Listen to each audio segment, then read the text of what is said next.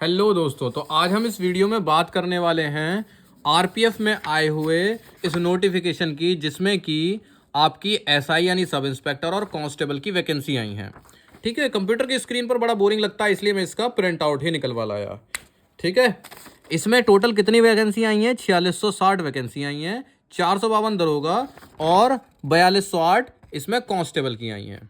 ठीक, अभी मैं इसमें क्या क्या चीज़ें आपको बताऊंगा इस वीडियो में। मैं आपको इसमें एज, मेडिकल, क्वालिफिकेशन, एग्जामिनेशन की फीस, सैलरी और इसमें कौन कौन सी स्टेजेस आएंगी, इस वीडियो में हम ये बात करेंगे। ठीक है, फिलहाल यहाँ पर कुछ छोटे मोटे पॉइंट दे रखे हैं, फिर इसके सारे पॉइंट मैंने अपनी कॉपी पे नोट कर लिए हैं, वो मैं आपको बताता हूँ। ठीक है, तो दोस्तों इस समय खबर ये है कि हमारे आरपीएफ में यानी रेलवे प्रोटेक्शन फोर्स में एसआई और कांस्टेबल की वैकेंसीज निकली हैं। कितनी वैकेंसी निकली है भैया? 4208 निकली है कांस्टेबल की और 452 निकली है यहां पर एसआई की। ठीक, 4208 निकली यहां पर कांस्टेबल की और 452 निकली यहां पर हमारे सब इंस्पेक्टर की। ठीक है, 15/4 यानी 15 अप्रैल से इसके फॉर्म भरने शुरू हो जाएंगे और 14/5 अगले एक महीने तक इसके फॉर्म भरे जाएंगे। 15/4 से 14/5 तक इसके फॉर्म भरे जाएंगे।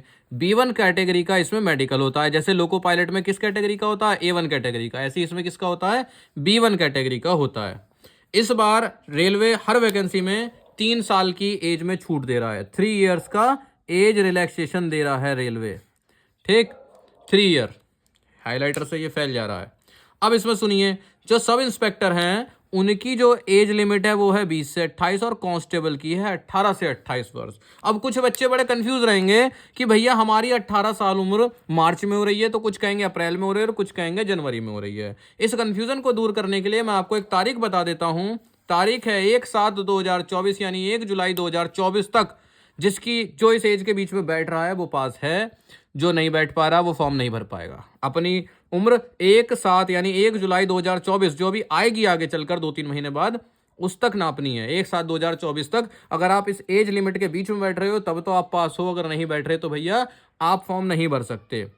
क्वालिफिकेशन, क्वालिफिकेशन में यहाँ पर अगर आप बनना चाहते हैं सब इंस्पेक्टर तो आपको करनी पड़ेगी ग्रेजुएशन, मतलब कि आप ग्रेजुएट होने चाहिए। और अगर आप बनना चाहते हैं कांस्टेबल तो आपकी होनी चाहिए 10th।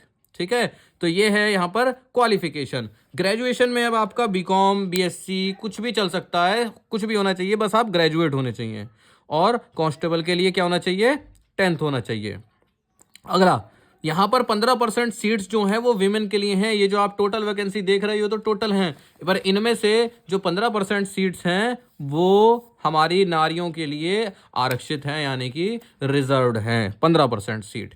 दोस्तों इसी बीच आपको बताता हूँ एक बुक के बारे में। ये है अग्रवाल एग्जाम कार्ड पब्लिकेशन की, इनकी वेबसाइट है examcard.in। ये एएलपी के लिए और आरपीएफ के लिए अब इन्होंने निकाली है प्रीवियस ईयर वाली बुक और मॉक टेस्ट की बुक। इससे क्या फ़ायदा होता है आप सुनिए। अब आप हैं 10th पास यानी आप हैं 11th में, 12th में, ग्रेजुएशन के किसी ईयर में, तो आप कांस्टेबल की वैकेंसी के लिए फॉर्म भरेंगे।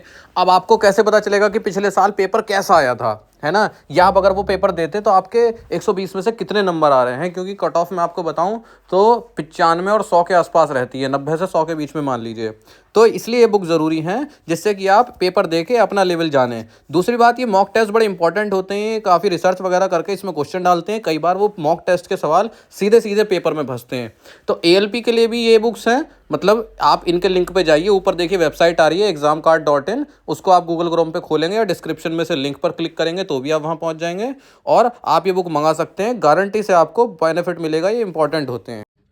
अब कुछ बच्चे कहेंगे कि भाई साहब हमारा जो फाइनल ईयर का रिजल्ट है वो बस आने ही वाला है, आज में कल में आने वाला है। तो क्वालिफिकेशन में इन्होंने लिख के रख दिया है कि जब फॉर्म आएंगे भरेंगे उस समय तक आपका जो रिज़ल्ट है वो आ जाना चाहिए। अगर आपके पास रिज़ल्ट नहीं है फाइनल ईयर का तो आप अलाउड नहीं है, वेटिंग रिजल्ट वाले अलाउड नहीं हैं। ठीक है, या तो ग्रेजुएट हो चुके हो, 10th पास हो चुके हो, तभी आप क्वालिफाई हो। फीस की बात करें तो जनरल ओबीसी वालों के लिए यहाँ पर 500 रुपये खर्च करने पड़ेंगे और SC ST वालों को करने पड़ेंगे यहाँ पर 250 रुपये खर्च। तो इस तरह से आपकी ये फीस स्ट्रक्चर है, जो कि फॉर्म भरने के लिए है। 1 महीना फॉर्म रहेंगे। सैलरी की यहाँ पर एक इंटरेस्टिंग चीज़ मैं आपको बताता हूँ कि यहाँ पर आपको 12 की जगह 13 महीने की सैलरी मिलती है। जैसे बाकी जगह 12 की मिलती है, यहाँ पर कितनी मिलती है आपको?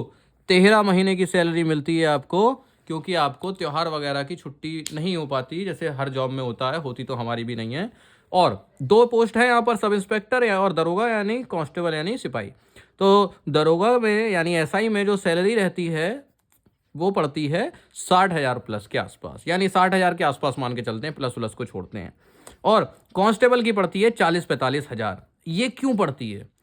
ये इसलिए पड़ती है क्योंकि यहाँ पर आपके कुछ अलाउंस होते हैं, जैसे कि टीए, जैसे कि डीए, जैसे कि एचआरए, इन सब कई सारे टाइप के अलाउंस के बाद आपकी सैलरी इतनी बनती है। और ये वेरी करती है यानी बदलती है। कैसे बदलती है? मान लीजिए आप कांस्टेबल हैं और आपकी ड्यूटी अभी स्टेशन पर ही लगी हुई है, जैसे कि आप जो एंट्री वाला जगह होती है आप वहां पर देख रेख करते हैं, और अगले महीने आपकी जो जॉब है, ड्यूटी लग गई, वो आपकी लग गई है गाड़ी में एस्कॉर्टिंग के लिए। यानी आपको कह दिया कि दिल्ली से लेकर लखनऊ तक ये गाड़ी जाएगी, इसमें आप जाएंगे और वापस आएंगे, आपको इस गाड़ी की देखरेख रखनी है कि रास्ते में कुछ अनहोनी मिस हैपनिंग ना हो, यानी आप इसकी सिक्योरिटी के लिए जा रहे हैं। ठीक है, तो जब आप जाएंगे तो आपका ये टीए डीए वगैरह बनेगा नहीं बनेगा, ट्रैवलिंग अलाउंस जो है वो आपको मिलेगा। तो इस तरह के अलाउंसेस की वजह से यहाँ पर सैलरी कई बार ऊंची पहुंच जाती है तो कई बार नॉर्मल रह जाती है, ये घटती बढ़ती रहती है। ठीक है, अब यहाँ पर एग्जाम स्टेजेस की भी बात कर लेते हैं कि इस पेपर में जैसे आपने फॉर्म तो भर दिया, अब आपके सामने कौन कौन सी चुनौतियां आएंगी। तो मेनली आपके सामने 4 चुनौतियां आएंगी। पहली आएगी सीबीटी यानी कंप्यूटर बेस्ड टेस्ट। इसकी मैं आगे वीडियोस बनाऊंगा कि क्या इसका सिलेबस रहेगा, कितने नंबर के क्वेश्चन आएंगे, कितना समय मिलेगा, और पिछली बार की क्या मेरिट थी, क्या जाती है कट ऑफ। ठीक है, पीईटी यानी फिजिकल एफिशिएंसी टेस्ट, यानी कि फिजिकल होगा आपका, दौड़ होगी, ऊंची कूद, लंबी कूद, ये सब चीजें इसमें होंगी फिजिकल।